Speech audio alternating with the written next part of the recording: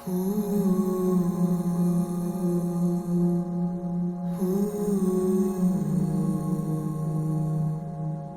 Sri, little did I know that, a few years later I would be getting married to him. But I did know that Sri had a very special place in my heart, from the moment that we met. Sri's family is the most loving group of people you would ever meet.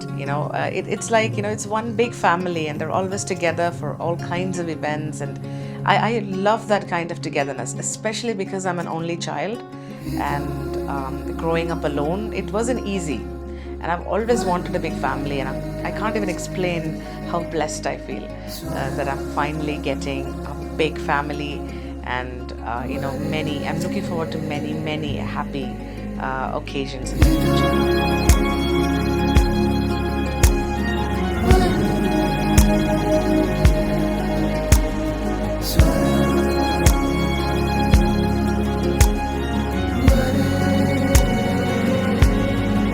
I don't know if you ask me what is so special about her. എനിക്ക് അങ്ങനെ എന്താണെന്ന് വെച്ചാൽ ഒരു specific ആയിട്ടുള്ള കാര്യം പറയാൻ പറ്റില്ല, because she is special for me in every way. So especially she so calm when it comes to എല്ലാ കാര്യങ്ങളും ചെയ്യാനായിട്ടും. I know I don't have words to express how she is for me. She was so gorgeous.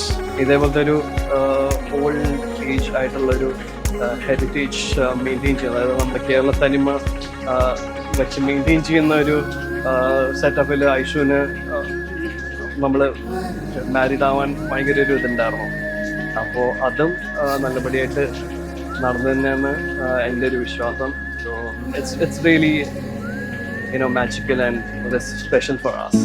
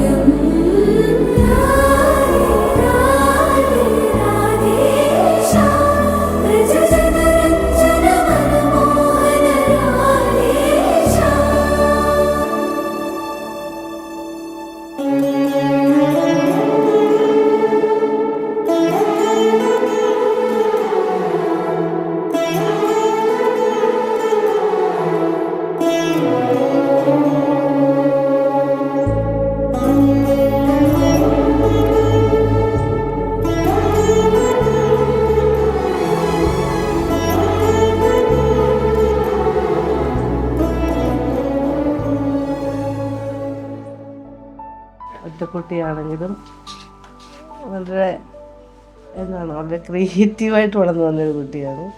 എലഗൻ്റാണ്, ടാലൻറ്റഡാണ്, നല്ല കുട്ടിയാണ്. നമ്മളതിനും ബുദ്ധിമുട്ടിച്ചിട്ടില്ല ഇതുവരെ. So അപ്പം she's my proud. ഐശ്വര്യക്ക് choice ഉണ്ടായിരുന്നു, ഐശ്വര്യ തിരഞ്ഞെടുക്കുന്ന ആളിനെ വേണം വിവാഹം കഴിക്കാനെന്നുള്ള.